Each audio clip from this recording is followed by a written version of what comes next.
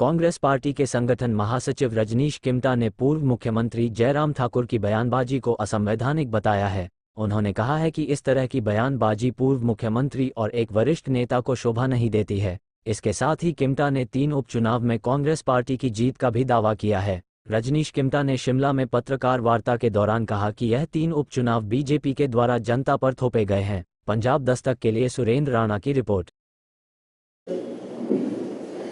हिमाचल प्रदेश के अंदर जो 3 विधानसभा के चुनाव जबरदस्ती से जनता के ऊपर जो थोपे गए हैं, उन चुनावों के ऊपर हम आपसे संक्षेप में बातचीत करेंगे। जैसा कि आप जानते हैं, तीनों उपचुनाव नालागढ़, देहरा और हमीरपुर में बिना किसी कारण के चुने हुए वहाँ के विधायकों ने रिजाइन करके वहाँ की जनता को, इलेक्शन कमीशन को, पार्टियों को ये थोप करके ज़बरदस्ती से चुनाव में जाने का जो उन विधायकों के रिजाइन के बाद ये फैसला हुआ है, उसमें कांग्रेस पार्टी की तरफ से मैं आपको ये बताना चाहता हूँ कि तीनों सीटें जो हैं नालागढ़, देहरा और हमीरपुर, कांग्रेस पार्टी जीतने जा रही है। किस तरह से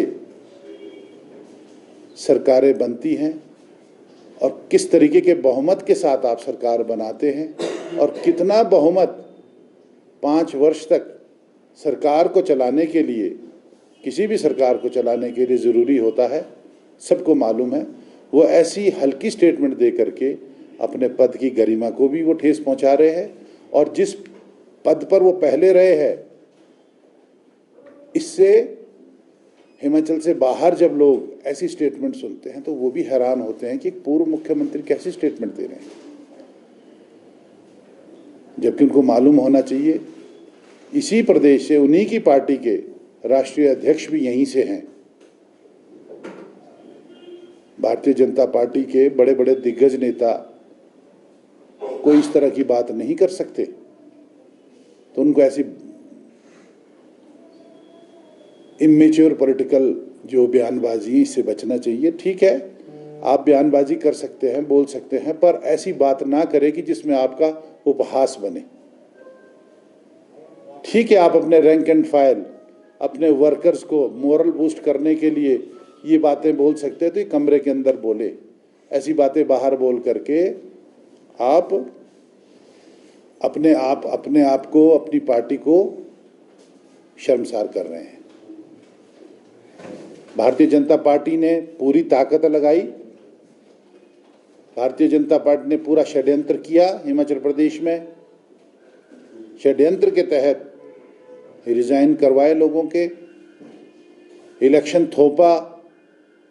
इलेक्शन में 6 सीटों में 4 में हम जीते, 2 में हार का सामना करना पड़ा। भारतीय जनता पार्टी बैकफुट पे है, उनके पास बोलने के लिए कुछ नहीं है। वो हिमाचल सरकार के 16 महीनों में